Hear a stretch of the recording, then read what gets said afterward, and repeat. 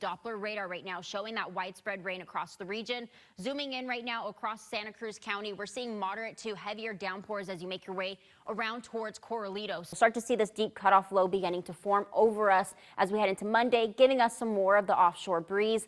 But then that starts to move down south, just south of Southern California, giving them another Santa Ana wind event. And that's the main concern. And it's also where those wind speeds are and the wind directions and exactly where it is pushing that plume of smoke, especially the regions around it. It is, and we have numerous alerts across the region. I mean, we have that flood watch for the entirety of the Central Coast all the way through Saturday evening. But it's when it comes into play with that flood watch and the flood warning. Jake, Aaron, I'm not so lonely anymore. We have a lot of runners that are passing by. Before, the only action we were seeing were a few cows that were up on the hills. Now we got all these runners out here. The energy is just picking up. I mean, they're cheering. We have music. There's people taking pictures. And I think that's one cool thing about this race and this marathon is a lot of people stop and enjoy the views. They enjoy the sights. They take the pictures, and you can just feel how excited they are and how proud they are of themselves for completing this area around Hurricane Point. Following this mandate, UC Davis scientists are reporting an end to their federal funding.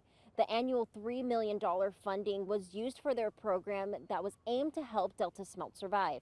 It is set to expire at the end of February. Now, this strong storm cell is actually moving its way around Corralitos, Watsonville, and on just about near where Moss Landing is, bringing some of that heavier downpours for some localized regions. Scattered showers all behind that front all throughout the day today. Still chance of some heavy downpours along with those breezy, gusty winds. James Lindholm is the chair for the Department of Marine Science at CSUMB.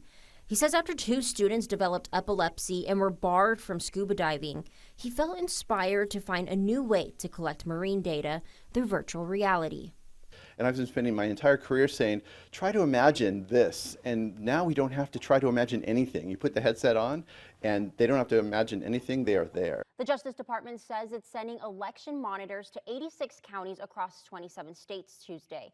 The goal is to ensure the integrity of the election. That's 49% more monitors since 2020 and the most in 2 decades. Really cool spot to start off this morning, different from yesterday. Right behind us, we do have the U.S. Patriots jet team. Now, the cool thing about them, they're all retired pilots from the Blue Angels and the Thunderbirds. They'll have so many cool tricks in stores, so many flips available. Some of our drier spots are actually along parts of our coastline, but not anywhere near that critical stage, and not expecting to see any major concerns, especially when it comes to our winds, as they do pick up slightly as we head into the afternoon. That ridge of high pressure will begin to weaken as an upper level trough will start to build in, moving in over the region. That will flatten that out, allowing some of that zonal flow to take in place. Community Bridges in Watsonville is providing their own alert system for those facing a language barrier.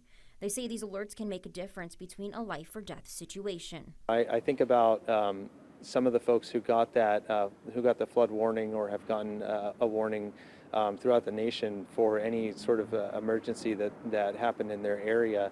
If they hadn't gotten that warning within their own language, and to be able to understand that now is the time to take action, now is the time to evacuate or to shelter in place or whatever it might have been, I don't think that they'd be around with us today. Locals can sign up to receive text messages alerting them when an event happens to help them plan, prepare, and act in the case of a severe event.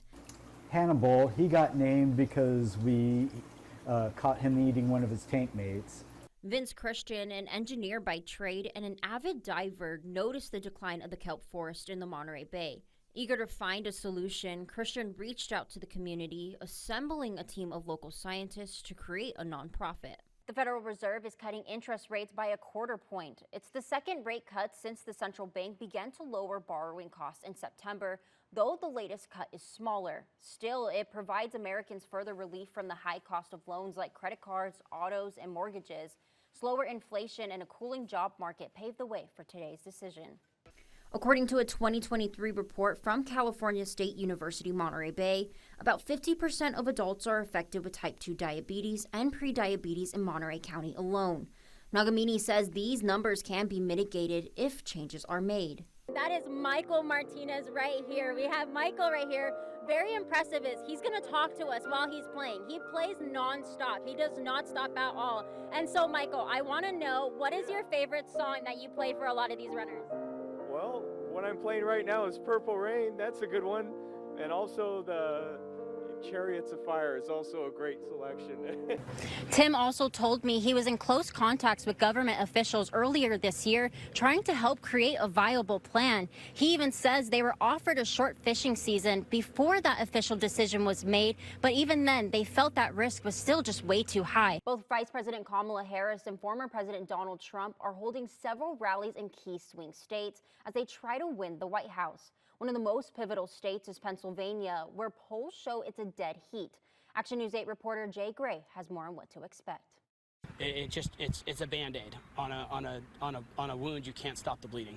Tim Obert says many fishermen are left to face bills that continue to pile up, all while boats are left at a standstill in Monterey Bay harbors. As you can see, I am back in the wrestling ring, and I have my special guest back with me today. You want to go ahead and introduce yourself? Oh, good. Oh, Mexican macho, Tio Chulo with La Chancla.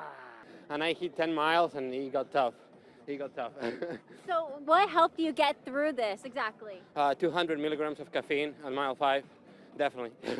And what was that? How did you keep your pace? What kind of kept you going with that pace and keeping that momentum? Mostly the people.